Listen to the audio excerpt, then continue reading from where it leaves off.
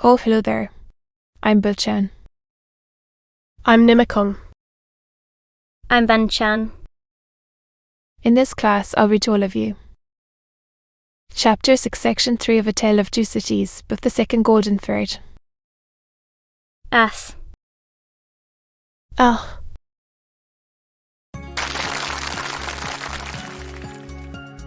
A Tale of Two Cities, book the second golden thread. Charles Dickens. Chapter 6, Section 3. And they go on together, walking up and down, until he is composed. But he never says a word of the true reason of his restlessness to her, and she finds it best not to hint at it to him. In silence they go walking up and down together, notwithstanding Miss Pross's denial of her own imagination. There was a perception of the pain of being monotonously haunted by one sad idea in her repetition of the phrase, walking up and down, which testified to her possessing such a thing. The corner has been mentioned as a wonderful corner for echoes. It had begun to echo so resoundingly to the tread of coming feet, had set it going. "Here they are," said Miss Pross, rising to break up the conference. It was such a curious corner in its acoustical properties, such a peculiar of a place. That is, Mr. Laurie stood at the open window, looking for the father and daughter whose steps he heard. He fancied they would never approach. Not only would the echoes die away, as though the steps had gone, but echoes of other steps that never came would be heard in their stead, and would die away for good when they seemed close at hand. However, father and daughter did at last appear, and Miss Pross was ready at the street door to receive them. Miss Pross was a pleasant sight, albeit wild, and dreaded, and grim, taking off her darling's bonnet when she came upstairs, and touching it up with the ends of her handkerchief, and blowing the dust off it, and folding her mantle ready for laying by. In her own hair she had been the vainest and handsomest of women. Her darling was a pleasant sight too, embracing her and thanking her, too playfully. Oh, Miss Pross, sorely hurt, would have retired to her own chamber and cried. The doctor was a pleasant sight too, looking on at them, and telling Miss Pross how she spoilt Lucy. And would have had more if it were possible. Mr. Laurie was a pleasant sight too, beaming at all this in his little wig. Home. But no hundreds of people came to see the sights, and Mr. Laurie looked in vain for the fulfillment of Miss Pross's prediction. Dinner time, and still no hundreds of people. In the arrangements of the little household, Miss Pross took charge of the lower regions, and always acquitted herself marvellously. Her dinners, of a very modest quality, were so well cooked and so well served,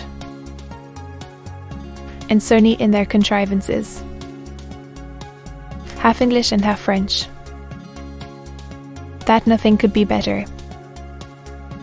Miss Pross's friendship being of the thoroughly practical kind. She had ravaged Soho and the adjacent provinces, in search of impoverished French, who, tempted by shillings and half-crowns, would impart culinary mysteries to her. From these decayed sons and daughters of Gaul, she had acquired such wonderful arts. A sorceress, or Cinderella's godmother, who would send out for a fowl, a rabbit, a vegetable or two from the garden, and change them into anything she pleased.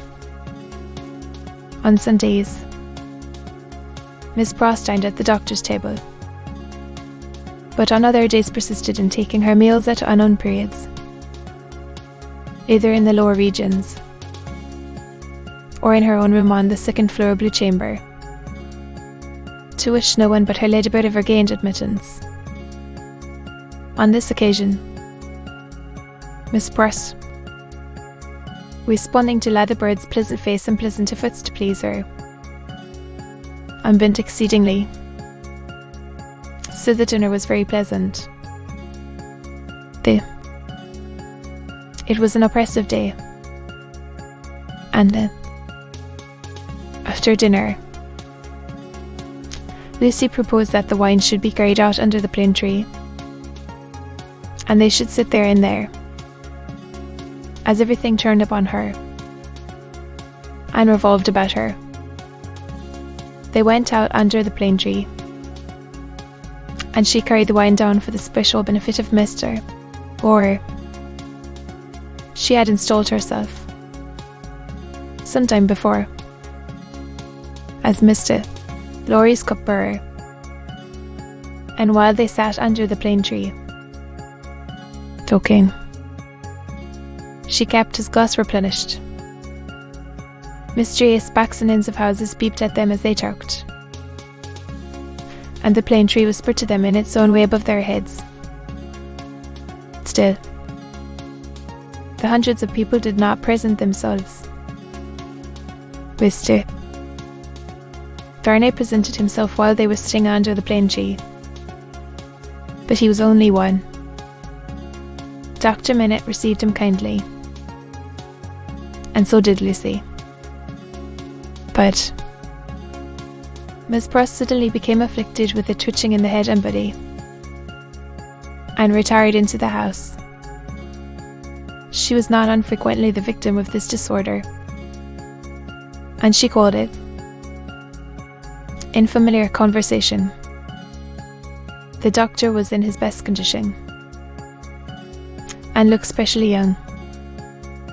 The resemblance between him and Lucy was very strong at such times, and as they sat side by side, she leaning on his shoulder, and he resting his arm on the back of her chair, it was very agreeable to trace the likeness.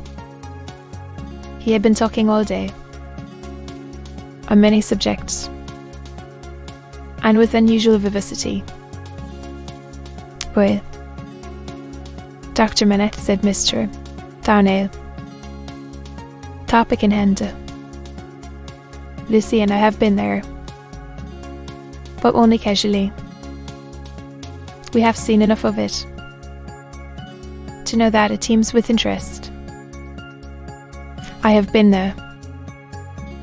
"As you remember," said Darnay, with a smile, though reddening a little angrily, "in another character,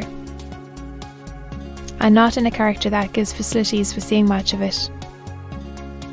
"What was that?" Lucy asked.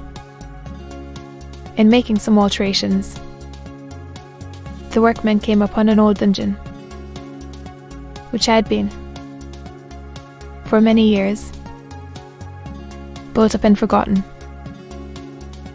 Price and estates, names, complaints, and prayers, upon a cornerstone in an angle of the wall. One prisoner, who seemed to have gone to execution, had cut as his last work 3 letters. They were done with some very poor instrument, and hurriedly, with an unsteady hand. At first, To be continued.